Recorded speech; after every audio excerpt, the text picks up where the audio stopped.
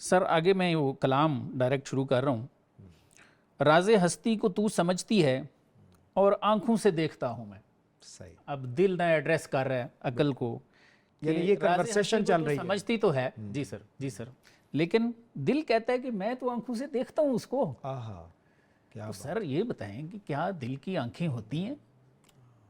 کیا کیا دیکھتا ہے اس سے سر؟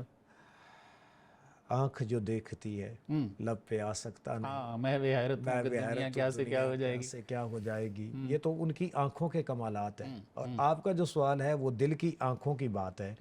اب اس کے اوپر ایک بات بڑی قابل غور ہے کہ جو معرفت میں صحیح حقیقی مومن ہوتا ہے، جس کا دل ایمان سے منور ہو جاتا ہے، ٹھیک ہے، اللہ جل مجدہ اسے وہ نعمت عطا کرتا ہے جو سورہ واقعہ میں وہ مذمت کی گئی ہے نا کہ دل ہیں اور وہ سمجھتے نہیں. ہاں لیکن اس کا جو دل ہے وہ سمجھتا بھی ہے، وہ دیکھتا بھی ہے، واہ اور وہ کلام بھی کرتا ہے، سبحان اللہ، تصرف بھی کرتا ہے. بالکل ایسے. اس پہ جو شہادت ہے ہمارے سامنے وہ اس کی بڑی واضح ہے ہمارے سامنے، جو حضرت آصف بن برقیہ کی ہے سورہ نمل کے اندر. اور اس کے اندر ہم دیکھتے ہیں آیہ کریمہ نمبر 38 اور سے لے کر 39 اور 40 ناظرین ہمارے ان کو پڑھیں سر. کہ اس میں جب حضرت سلیمان نے ملکہ بلقیس کا تخت لانے کا کہا تو عفریت من الجن، اس نے کہا مافل کے ختم ہونے کے بعد کی بات کی. لیکن انہوں نے کیا کیا؟ وقال الذی عنده علم من الکتاب انا آتیک بہ قبل ان یرتد الیک.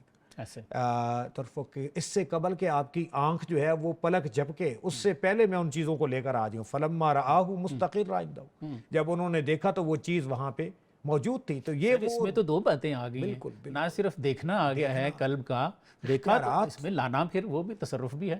اللہ کی جو پاورز ڈیلیگیٹ ہوئی ہیں، طاقتیں ہیں، وہ بھی ساری چیزیں آ گئی. اچھا ایک بڑی عمدہ اس چیز کے اوپر موجم کبیر کی یہ حدیث پاک ہے، ابو امامہ راوی ہے. آقا کریم نے فرمایا اتقوا فراست المومن، سبحان اللہ، کہ مومن کی جو فراست ہے نا اس سے بچو. فَإِنَّهُ يَنْظُرُ بِنُورِ اللَّهِ، وہ اللہ کے نور سے دیکھتا ہے. اور امام طبرانی نے یہ جو نقل کی ہے موجم کبیر کے اندر، حافظ نور الدین ہیثمی نے مجموع الزوائد منبع الفوائد میں لکھا ہے کہ رواہ الطبرانی و اسنادہ حسن، کہ یہ طبرانی نے نقل کی ہے اور اس کی اسناد میں کوئی سقم نہیں ہے اصول حدیث کے اعتبار سے، اسناد بالکل اس کی حسن ہے. اسی پہ النہایہ کے اندر حافظ ابن اسیر جزری نے فراست کے دو پرسپیکٹیو لکھے ہیں کہ ایک اس کا ظاہری معنی ہے. ظاہری معنی تو یہی ہے کہ اللہ تعالیٰ اپنے خصوصی انوار سے اولیاء کرام کے دلوں پر ایسا نور عطا فرماتا ہے کہ لوگوں کے احوال ان پہ منکشف ہو جاتے ہیں. میں ایک سیکنڈ روکوں گا آپ کو. جی جی سر اس میں جو حدیث شریف آپ سنا رہے ہیں نا، اس میں لفظ ہے اتقوا فراست المومن. جی جی.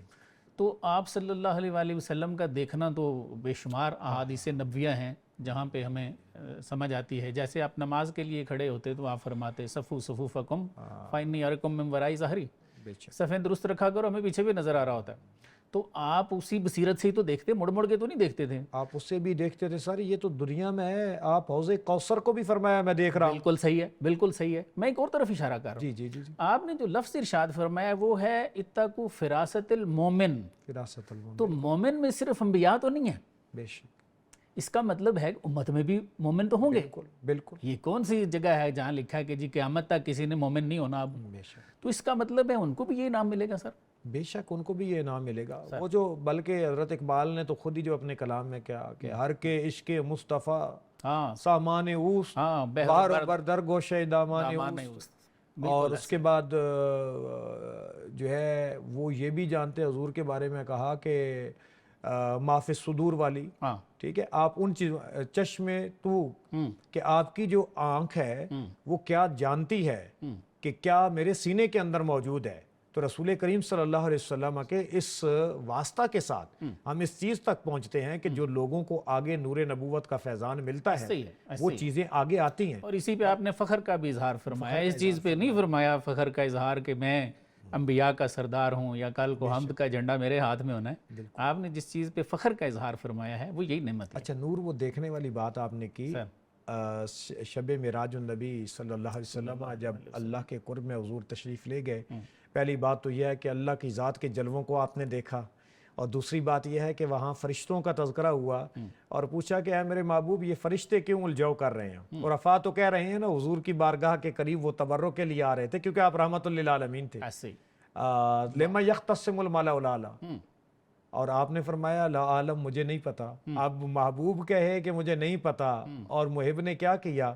کہتے ہیں کہ فوادہ کفہ بین کتفیہ فوجدت بردہ بین ثدیہ فعلمت ما فی السماوات و ما فی الارض، کہ اللہ نے دست قدرت اپنی شان کے مطابق میرے دونوں کندھوں کے درمیان رکھا اور میں نے اس کی ٹھنڈک کو محسوس کیا، ایسے اور میں نے جو کچھ زمین اور آسمان کے اندر ہے سب جان اللہ نے لیا. سب کچھ میں نے جان لیا. بالکل ایسے. اس سے یہ پتا چلا کہ یہ جو قلب ہے یہ مرکز ہے ان تمام چیزوں کا، بالکل ایسے. اور اس دل کے ذریعے جب آنکھیں مل جاتی ہیں تو اللہ جل مجدہ اس طاقت کے ذریعے ظاہری آنکھیں تو اور زیادہ ایکوریٹ ہو جاتی ہیں، وہ بصیرت بھی دیتا ہے، بصارت بھی دیتا ہے. تو یہ وہ سارے دل کے کمالات ہیں، یہ عقل کے کمالات. بالکل صحیح.